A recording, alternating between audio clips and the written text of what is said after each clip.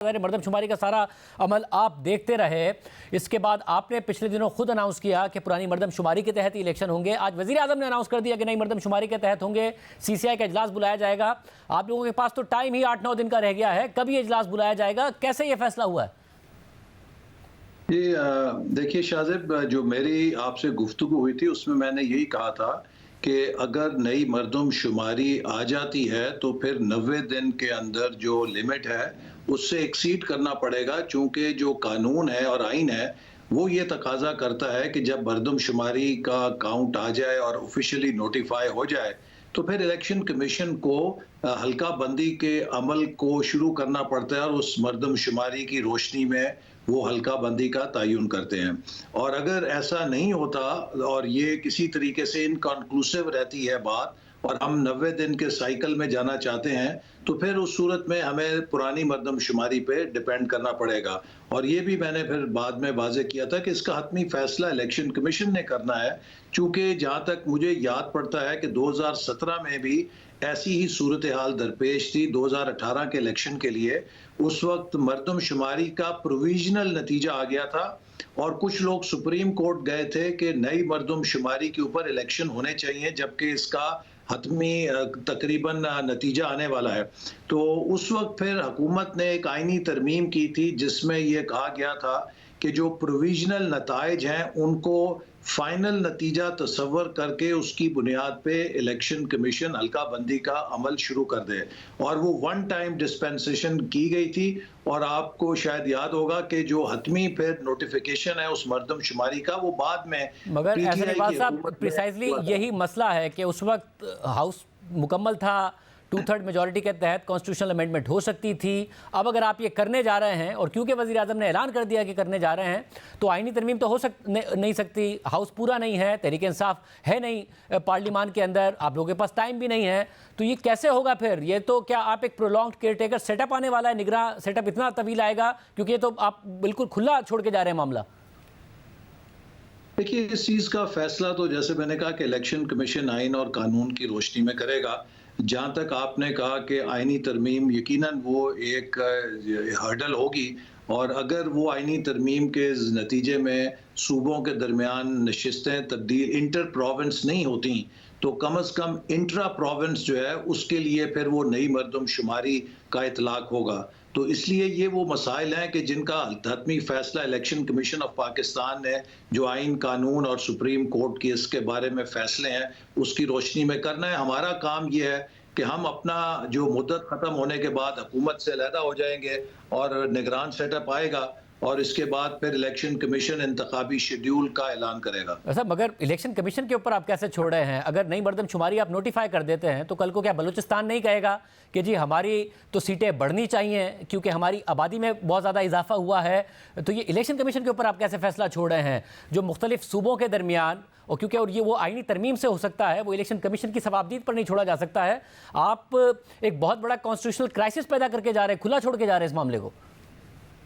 देखिए, इसमें constitutional crisis तो नहीं होगा। जैसे मैंने कहा कि जो इंटर प्रोविंशियल हल्का बंदी है उसके लिए तो आपको आइनी तरमीम की ज़रूरत है और अगर आइनी तरमीम आप ना कर सकें तो फिर उसका कोई मुतबादल कानून साजी तो नहीं हो सकती कि आप कोई ऑर्डिनेंस जारी कर दें या आप कोई सिंपल मेजॉरिटी के साथ कानून पास कर दें। तो उस सूरत में फिर यही हो सकता है कि आप इंटर प्रोविंस जो है हल्का जो है तब्दील ना करें और जो इंट्रा प्रोविंस सूबों के अंदर की हल्का बंदी है जो सूबाई असम्बली के लिए तो उसका इतलाक हो सकता है, तो उसकी हद तक आप नई मरदमशुमारी की बुनियाद पे करें। लेकिन ये वो सारे इश्यूज हैं जिनका हतमी फैसला इलेक्शन कमीशन ने करना है, चूंकि इलेक्शन के कुल मामलात की हतमी authority election commission of Pakistan के पास है, हमारे पास। मगर ऐसे नहीं मतलब आप कन्विंस थे कि अब ये मुमकिन है नहीं, क्योंकि जाहिर है एक लंबा अरसा आप लोगों ने, क्योंकि तहरीक इंसाफ ने पंजाब और खैबर पख्तूनख्वा की असम्बलियाँ तहलील कर दी थी, तो आपने कहा सीसीआई फैसला किए हुए है कि जी नई मरदमशुमारी के तहत इलेक्शन होने हैं। इमरान खान साहब खुद वज़ीर आज़म होते हुए ये कर गए थे,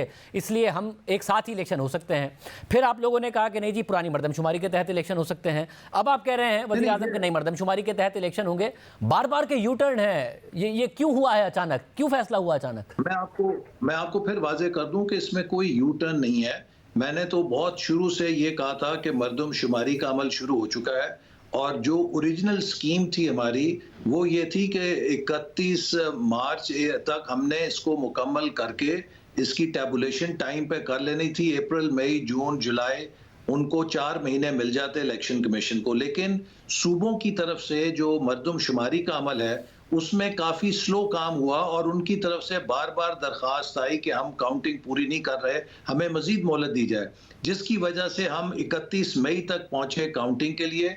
और फिर जब काउंटिंग हुई तो फिर उस पे मुतालबा आया कि जो पोस्ट काउंटिंग ऑडिट होता है उसे किया जाए, ताकि जहां पर कहीं ओवर काउंटिंग या अंडर काउंटिंग की शिकायत है उसका तयन किया जाए। तो ये एक पूरा अमल था जिसकी बुनियादी वजह डिले सूबों की तरफ से बार बार वक्त का तकाजा करने की वजह से हुई। अगर हम वो टाइम ना देते तो कल को सूबे गिला कर सकते थे कि आपने हमें काउंट होने का मौका नहीं दिया। मगर एहसन इकबाल साहब, अब इसमें एक और मसला है। कल वजीर कानून आजम नज़ीर तारड़ साहब हमारे प्रोग्राम में कह गए कि जी अगर नई मरदमशुमारी के तहत होंगे तो महीना 1.5 महीना इलेक्शन लेट हो सकते हैं। अगर आप वक्त से पहले जा रहे हैं, पीपल्स पार्टी 9 अगस्त का कह रही है, तो नवंबर में इलेक्शन होते, 9 नवंबर से पहले अगर 1-1.5 महीना और मजीद लेट होगा तो जनवरी में इलेक्शन चले जाएंगे। मगर इस बात की क्या गारंटी है कि जनवरी में इलेक्शन हो जाएंगे? एक के बाद एक वजह नहीं तलाश की जा रही होगी। एक प्रोलॉन्ग केयर टेकर सेटअप या टेक्नोक्रेटिक सेटअप की राह हमवार नहीं करके जा रहे हैं आप? मैं 2 बातें कहूंगा इसके बारे में। देखिए, एक तो इलेक्शन जो है ये आइन की प्रोविजन है, इसका कोई स्केप नहीं है और इसका कोई नेमुल बदल नहीं है।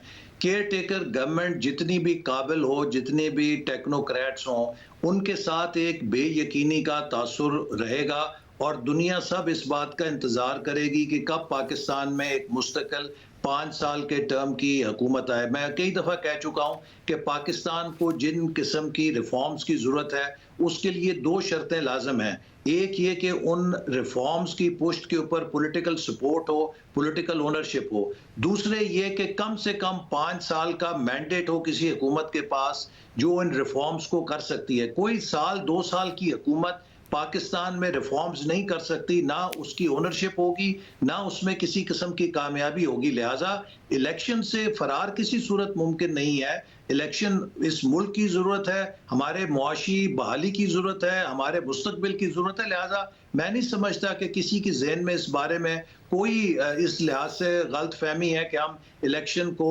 इनडेफिनेटली डिले कर सकते हैं या उसको केयर टेकर सेटअप को प्रोलॉन्ग कर सकते हैं। जो मगर स्कीम है उसके अंदर इलेक्शन होगा। अगर 4 से 6 हफ्ते इलेक्शन कमीशन को चाहिए, आप लोग जल्दी कर सकते थे, काउंसिल ऑफ कॉमन इंटरेस्ट का इजलास बुला सकते थे। अभी भी 8-9 दिन बाकी, अभी भी नहीं पता काउंसिल ऑफ कॉमन इंटरेस्ट का इजलास कब होगा। आप बता दीजिए कब है? जी नहीं शाहजेब, इसके लिए हम रिसीविंग एंड पर हैं। देखिए, ये काम नहायत हसास है, इसके ऊपर हम प्रेशराइज नहीं कर सकते पाकिस्तान ब्यूरो ऑफ स्टैटिस्टिक्स को। उन्होंने इसकी काउंटिंग की है, उसके बाद एक पोस्ट काउंटिंग ऑडिट है जो किया गया है, उसकी रोशनी में वो तमाम अब अमल का डेटा का जायजा ले रहे हैं और जो ही हमें उनकी तरफ से हतमी नताइज मिलेंगे हम उसको काउंसिल ऑफ कॉमन इंटरेस्ट में भेज देंगे।